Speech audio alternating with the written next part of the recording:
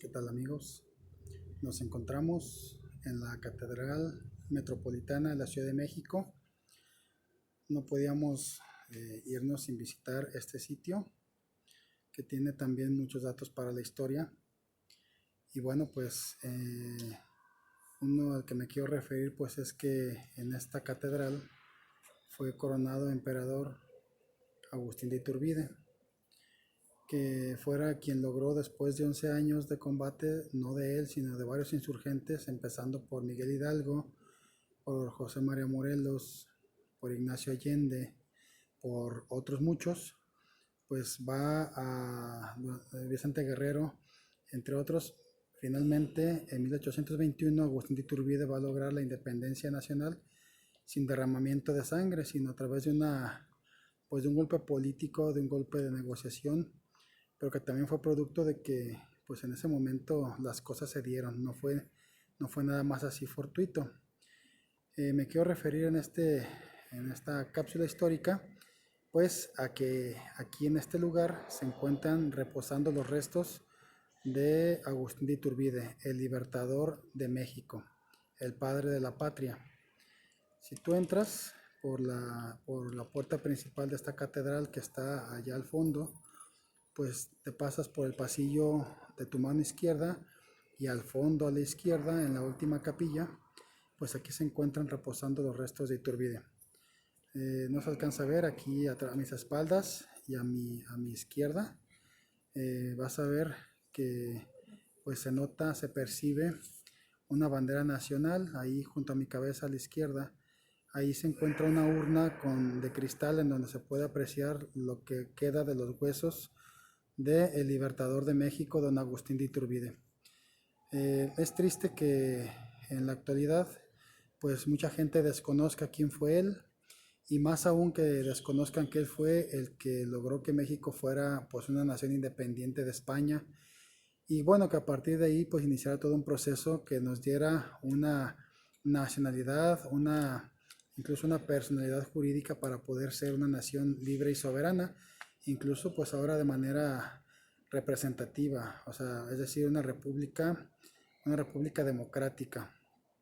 Agustín de Iturbide logra la independencia, la gente lo aclama emperador de México porque en ese momento la gente estaba acostumbrada a la monarquía. De hecho, los indígenas antes de la llegada de los españoles estaban regidos por monarcas, por los tlatoanis, ¿sí? Entonces, los españoles por monarcas. Entonces, cuando México se independiza, lo que pretenden pues es que haya un gobierno monárquico, porque era lo que ellos conocían. Sin embargo, pues las ideas de la Revolución Francesa también llegan acá a México ya desde la época colonial, a finales de la época, y van a sentar un precedente, y después México se va a convertir en república.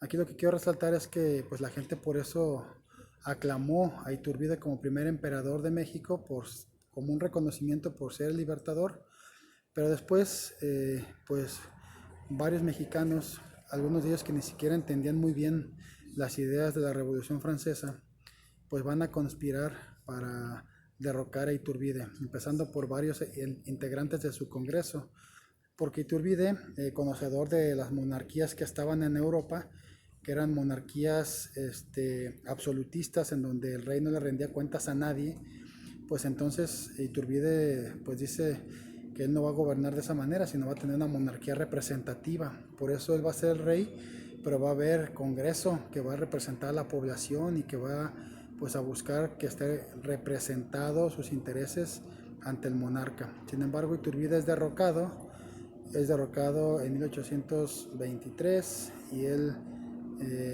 se va de México, se va a Europa, y estando en Europa se entera de que España pues no reconoce la independencia de México, porque México se independiza de una manera, vamos a decir, se sorprendió al nuevo virrey Juan de Donojú, y se le obligó a firmar el acta de independencia porque Iturbide era el comandante del ejército y el virrey no tendría ya con quién pues defender.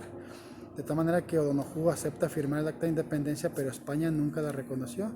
Es así que Iturbide en 1823, él se va en 1822 de México, y en 1823 pues él se entera que España viene a reconquistar o a tratar de reconquistar a México.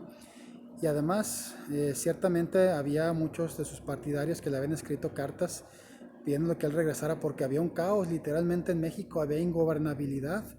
Se estaban enfrentando los grupos de centralistas y los grupos de federalistas que no se ponían de acuerdo cómo iba a ser México en su nueva forma de gobernarse. Sin embargo, Iturbide viene porque se entera que España va a tratar de reconquistar al país, a la nación que él liberó, de la cual era el padre de la patria, ¿no?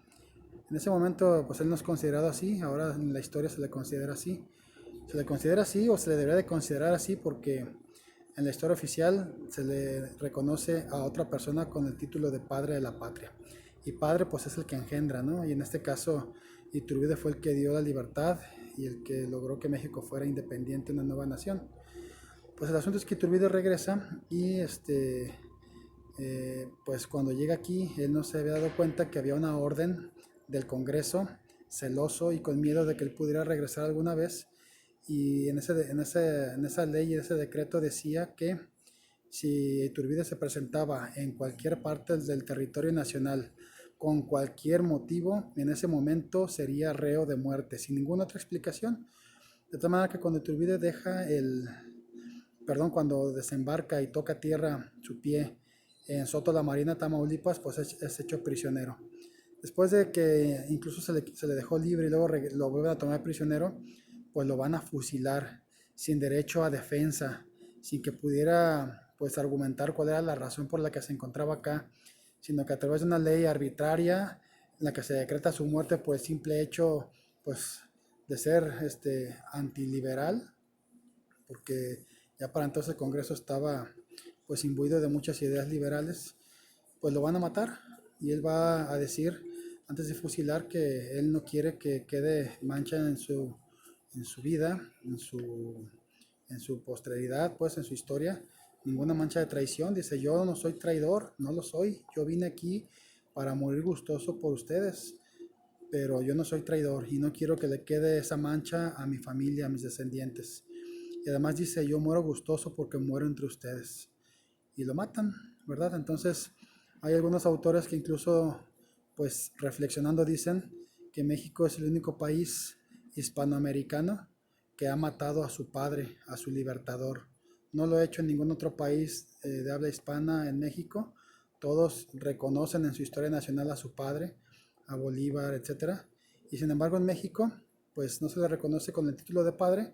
Además, los mexicanos de ese momento lo mataron y por si fuera poco, pues el grupo liberal que después va a tener injerencia en la vida política de México, pues le va a negar su aparición en la historia oficial.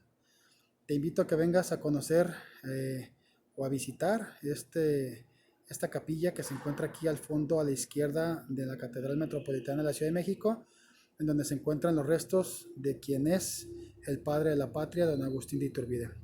No te olvides darle like a esta cápsula, compartirla con tus conocidos.